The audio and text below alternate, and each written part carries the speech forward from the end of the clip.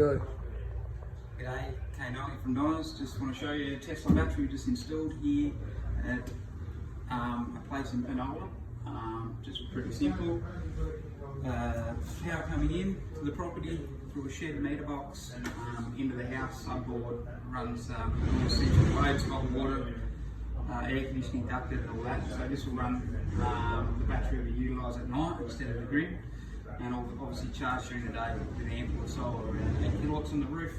Got a switchboard with all the controls, battery, Q relays, testing the grid voltage, make sure it's healthy.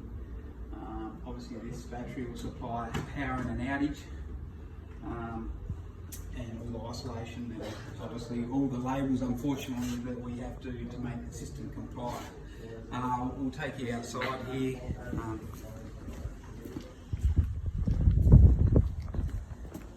The main metering box, labels to say there's a battery and a PV. We come inside, we also have a catch power that will divert the hot water after the battery's charged. So we've got solar hot water on this premises. We've got a gateway to isolate the grid if the grid's not very healthy or the grid's down. A gateway anti-islanding device will relay and isolate the grid and supply power to the home through the Powerwall battery. The battery's a 14 kilowatt battery, 5 kVA backup. We do have a nice little gateway installed in the shed.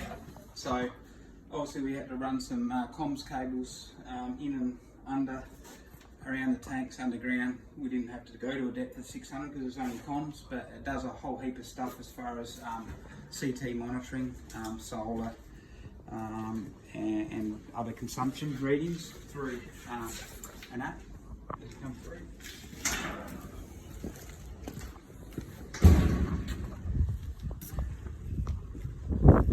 We also have an existing older solar system. So it's a 2 kilowatt, so making the new work with the old. Hang on. Probably not allowed to do that. Nah, that's alright, but yeah.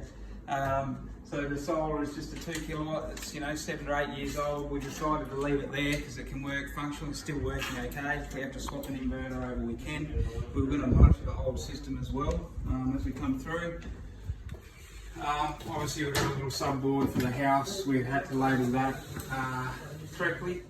And obviously a new power board for our stuff. So pretty basic. We can do nearly anything with the existing supply, existing solar, and we can add a battery to fit to supply, I guess, never-ending power bills. So we no more power bills for this customer.